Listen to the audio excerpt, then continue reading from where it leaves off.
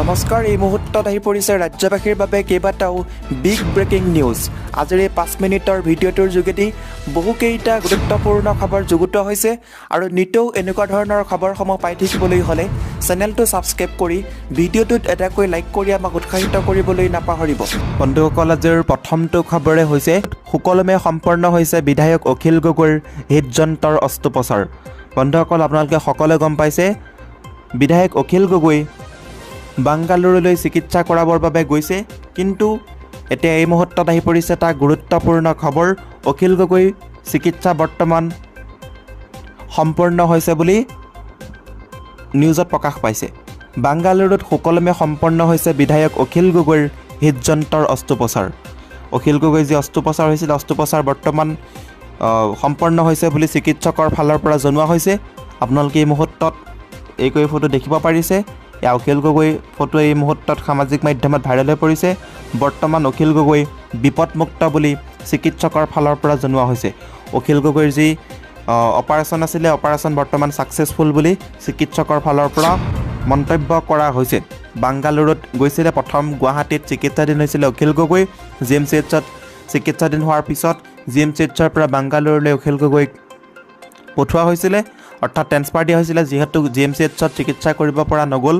কিন্তু বাংগালুৰুত অৱশেষত অখিল গগৈৰ অস্ত্ৰোপচাৰ সম্পন্ন হৈছে আৰু বৰ্তমান সময়ত চিকিৎসকৰ ফালৰ পৰা এই কথা জনোৱা হৈছে যে এতিয়া বৰ্তমান অখিল গগৈ সুস্থিৰ আৰু সম্পূৰ্ণ বিপদমুক্ত। এটা ভাল খবৰ অসমবাসীৰ বাবে। এয়া হৈছে অখিল গগৈ, সুকলমে সম্পন্ন হৈছে অখিল গগৈৰ হৃদযন্ত্ৰৰ অস্ত্ৰোপচাৰ। বন্ধুসকল, 2 নম্বৰ খবৰটি হৈছে হিজাবৰ পক্ষত বদৰুদ্দিন আজমল। RSS আৰু নৰেন্দ্ৰ মোদীৰ বাবে শিক্ষাৰ পৰা বঞ্চিত মুছলমান যুৱতী। হিজাবৰ পক্ষত মৌলানা বদৰুদ্দিন আজমল। নৰেন্দ্ৰ মোদীয়ে বেটী বচাও বেটী পঢ়োৱাৰ কথা কয়, কিন্তু হিজাবৰ প্ৰসংগ বিজেপিয়ে আনি বহু লাখ মুছলমান যুৱতীক শিক্ষাৰ পৰা বঞ্চিত কৰিছে। এই পাপৰ দায়িত্ব কোনে ল'ব? ইয়াৰ দায়িত্ব RSS আৰু নৰেন্দ্ৰ মোদীয়ে ল'ব লাগিব বুলি বদৰুদ্দিন আজমলে মন্তব্য কৰিছে। মুছলমান যুৱতীসকলৰ শিক্ষা কি হ'ব? ইয়াক লৈ কিয় মনে মনে আছে প্ৰধানমন্ত্ৰী নৰেন্দ্ৰ মোদী? গোটেই পৃথিৱীতে যুৱতীসকলে নিজৰ পচন্দ অনুসৰি কাপোৰ পিন্ধে। যিয়ে যি পৰিধান কৰে সেয়া তেওঁৰ স্বাধীনতা। কাপোৰ নিপিন্ধিলেও সেয়াও স্বাধীনতা বুলি মন্তব্য কৰিছে। কিন্তু মুছলমান ছোৱালীয়ে হিজাব পৰিধান কৰিলেই তেওঁলোকৰ স্বাধীনতা কাঢ়ি লোৱা হয়, এই বুলি বদৰুদ্দিন আজমলে মন্তব্য কৰিছে। হিজাবৰ পক্ষত মৌলানা বদৰুদ্দিন আজমলৰ মন্তব্য। নৰেন্দ্ৰ মোদীয়ে বেটী বচাও বেটী পঢ়োৱাৰ কথা কয়, কিন্তু হিজাবৰ প্ৰসংগ বিজেপিয়ে আনি বহু লাখ মুছলমান যুৱতীক শিক্ষাৰ পৰা বঞ্চিত কৰিছে। এই পাপৰ দায়িত্ব কোনে ল'ব বুলিও মন্তব্য কৰিছে বদৰুদ্দিন আজমলে। বন্ধুসকল, 3 নম্বৰ খবৰটি হৈছে এটা গুৰুত্বপূৰ্ণ খবৰ। ৰাজ্যৰ পুলিচ DC আমাৰ হাতত। এই মন্তব্য কৰিছে মন্ত্ৰী পীযুষ হাজৰিকাই। পুলিচে আমাৰ কথামতে চলে, DCয়েও আমাৰ কথামতে চলে। এই মন্তব্য কৰিছে মন্ত্ৰী পীযুষ হাজৰিকাই। আমি ইচ্ছা কৰিলে জেলত ভৰাই দিবও পাৰোঁ বুলি মন্তব্য কৰিছে। দেউৰী স্বায়ত্তশাসিত পৰিষদৰ নিৰ্বাচনী সভাত এই হুংকাৰ কৰিছে পীযুষ হাজৰিকাই। নিৰ্বাচনী সভাত মন্ত্ৰী পীযুষ হাজৰিকাৰ হুংকাৰ, ৰাজ্যৰ সকলো বিষয়া পুলিচ আমাৰ হাতৰ মুঠিত বুলিও মন্তব্য কৰিছে। চৰকাৰ আমাৰ, পুলিচো আমাৰ, লগতে DCও আমাৰ বুলি মন্তব্য কৰিছে। বন্ধুসকল, ইয়াৰ লগতে 4 নম্বৰ খবৰটি হৈছে এটা খুবেই ডাঙৰ খবৰ। প্ৰত্যক্ষ নিযুক্তিৰ 3য় বৰ্গৰ লিখিত পৰীক্ষাৰ ফলাফল ঘোষণা কৰা হ'ব এই তাৰিখে। মুখ্যমন্ত্ৰীয়ে কৰিলে ঘোষণা। মুখ্যমন্ত্ৰীয়ে টুইটাৰ আৰু ফেচবুক যোগে জনাইছে যে অহা 6 নৱেম্বৰ অৰ্থাৎ কাইলৈ ৰবিবাৰে ঘোষণা কৰা হ'ব 3য় বৰ্গৰ নিযুক্তিৰ লিখিত পৰীক্ষাৰ ফলাফল।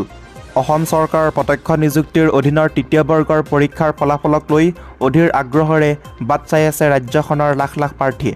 3য় বৰ্গৰ সৰ্বমুঠ 13,141টা পদৰ বাবে অনুষ্ঠিত হৈছিল প্ৰত্যক্ষ নিযুক্তি প্ৰক্ৰিয়া।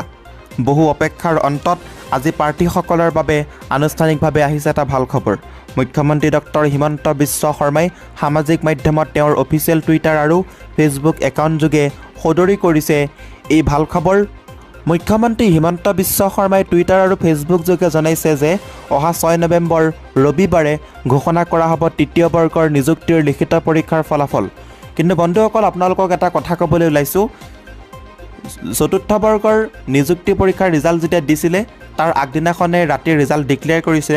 কিন্তু অহা দেওবাৰে ৰিজাল্ট ঘোষণা কৰিম বুলি হিমন্ত বিশ্ব শৰ্মাই টুইট কৰিছে, কিন্তু আজি ৰাতি আপোনালোকে ৰিজাল্টসমূহ চাবলৈ পাৰিব। আপোনালোকে ৰিজাল্ট চাবলৈ হ'লে ডেছক্ৰিপশ্যনত লিংক দিয়া হৈছে, এতিয়া আপোনালোকে ক্লিক কৰি থওক, তেতিয়া আপোনালোকে অতি সহজতে ৰিজাল্টটো চাবলৈ পাৰিব। কিয়নো যোৱাবাৰ বহুত কেণ্ডিডেটে ৰিজাল্ট চাবলৈ পৰা নাছিলে, সেইবাবে আপোনালোকে এতিয়া ডেছক্ৰিপশ্যনত থকা লিংকটোত ক্লিক কৰি বুক মাৰ্ক কৰি থওক, ৰিজাল্ট দিয়াৰ লগে লগে আপোনালোকে চাব পাৰিব।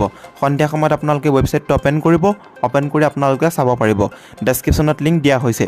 মুখ্যমন্ত্ৰী হিমন্ত বিশ্ব শৰ্মাই ঘোষণাটোত কয়, মই জনাবলৈ পাই সুখী যে অসম চৰকাৰৰ তৃতীয় বৰ্গৰ পদত নিযুক্তিৰ বাবে অনুষ্ঠিত হোৱা লিখিত পৰীক্ষাৰ ফলাফল অহা 6 নৱেম্বৰ অৰ্থাৎ কাইলৈ 2022 তাৰিখে ৰাজ্যিক পৰ্যায়ৰ নিযুক্তিৰ আয়োগে ঘোষণা কৰিব, অৰ্থাৎ চেবাই ঘোষণা কৰিব বুলি হিমন্ত বিশ্ব শৰ্মাই টুইটাৰ একাউণ্ট লগতে ফেচবুক একাউণ্টত ঘোষণা কৰিছে।